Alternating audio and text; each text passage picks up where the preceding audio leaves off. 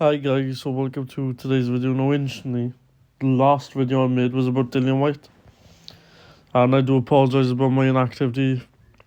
So long as I've been inactive on YouTube, I think 7 months out of the game. I don't need YouTube as much as I used to, but I have been flat out with university and stuff, so I do apologise. But anyway, Dillian White gets a majority decision over Jermaine Franklin, as you can see. One judge did a 115. I think that's 2 even rounds. I don't like even rounds. I think sometimes you gotta put your money where your mouth is and just give a 10-9, you know. But the other two judges are the 160-112, which I thought were shit cards. They're not the worst I've seen, but they're shit cards. I had Jimmy Franklin edge in this fight. 115, 113, something like that. And Jimmy Franklin was way better than... I'm not going to say advertised. I'm going to say... Because they did try advertising him as something. And he actually came as advertised, you know, like... People perceived him to be a rubbish opponent. And obviously, his own match I'm going to do the bit to sell him, but they sold him as he came for once. Which they were kind of like, you know... he was better than a lot of people thought. I think the trouble Dillian White had with him, I'm going to be talking about Dillian White himself, though, because I do think he has declined. He's on the decline.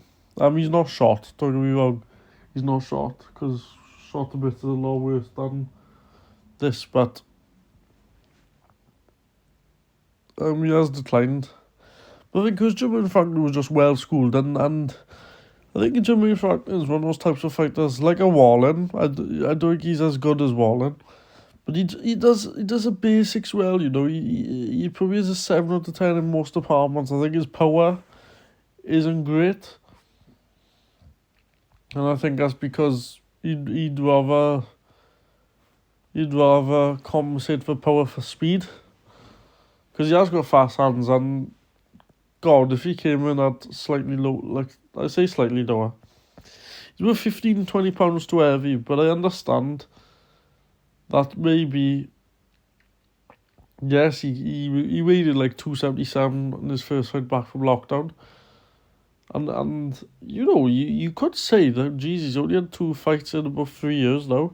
What happened if he was regular? What happened if he was active?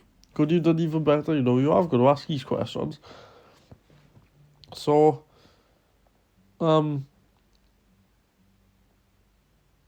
Franklin, like I say, much better. Dillian White, on the other hand, I think he's in a decline. They did try denying it on commentary, but David, they did say it like the 10th round that after trying to deny it, and that it's not the same fight. And I mean, they're gonna try and deny it because the fight to make now, from the business point of view, for them is AJ White 2. Personally, I don't want to see that. I think Joshua, as despite losing, is improving. And I think he's blessed about that, to be honest, now. Because I think his punch resistance is... originally, I thought his punch resistance and that by itself had gone. But judging off this last night, I think... I don't want to say his skills have diminished, but I want to say he's a little bit diminished. I think the lack of energy is one of the major telling points. And I thought his speedy was even slow. Like, Dillian White has never been fucking Muhammad Ali, but he's even slower than he was before, you know. I picked that up straight away in the first round. Like, I didn't know if I was jumping again or not, but I seen it in the first round. I thought, oh, is he going to warm his way? But he never did. He was one pace monotonous, which is a shame because he's one of my favourite heavyweights, you know. He always turns up. He's fantastic to watch in the eye pleasing in his prime. I mean, go back and watch the fights with Doubt Chisora, the 2 fights with Doubt Chisora, the Joseph Parker win, which is the best win on his resume, in my opinion. And, you know, I definitely think he's diminished. I'm on a decline. If you used to ask me what a prime Dillian White is, I think the prime Dillian White is from the Lucas Brown fight, so we're talking 2018 now. Because I think he improved even from the Helenius fight, to be honest. I think 2018 to the Povetkin KO. And I think what's contributed to the decline is it's known that he's a hard sparrer. You know, he has like strong gym wars with like Alan Barbich and that. You could even see Alan Barbich might be on a decline already. Like he's only 10 now. But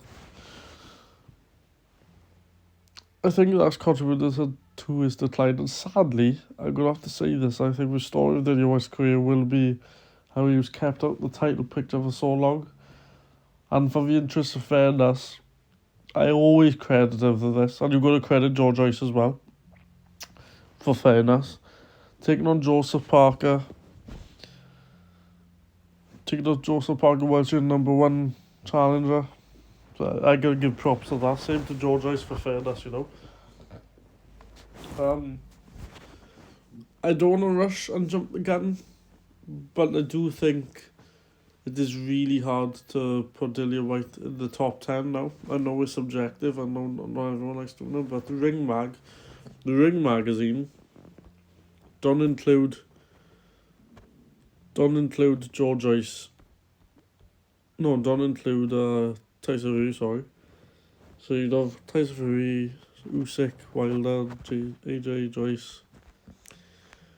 I think if it was to put him in the top 10, I would put him in the back end, because you know people like Hugo, Sanchez and Zhang, you know, haven't got a standard win like a Dillian White 2018 Parker. Well, this is why it's subjective. Whilst they might be better than Dillian White at this stage, for me, the standard win is not there for me to rank him above him yet. Even though I think they probably are better at this stage.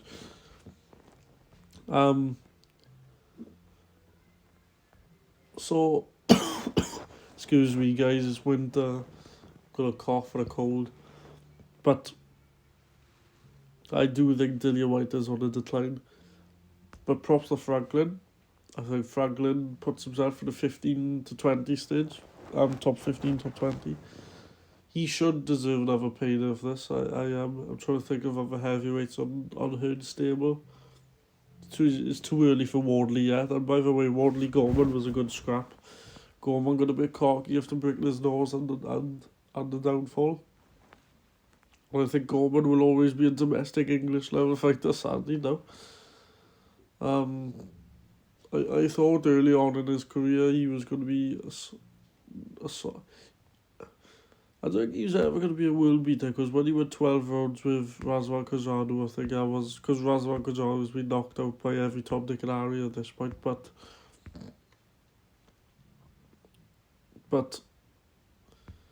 I think he has got a lack of power, Gorman, and he's out of shape, isn't he, you know? Like, he should be, he's like a British Andy Ruiz, if anything. Like, he's never going to be in fantastic six-pack shape, but you know, even if he came in the 250s, like 255, you know, and I wanted to see if Wardley could handle the potential pace down the stretch, because he's only been 6 rounds, and it is a concern, you know. He's come from a white collar background and he's never done more than 6 rounds, you know. Those are 2 concerns, because even last night you could see things he did that weren't normal, but again, being unorthodox is a strength, I guess. But,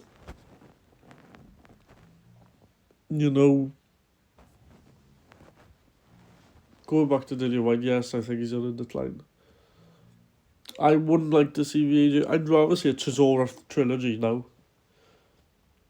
And I know we mourn about trilogies and mourn about Wilder 4, but anything like Chisora 3 would be better than bloody Chisora Fury and AJ White. And sometimes that's the trouble with the heavyweight division in particular. And we do give a circulation of the same fights, you know. Like you get in the UFC sometimes, you know, you get a lot of trilogies and rematches in the UFC because of the system.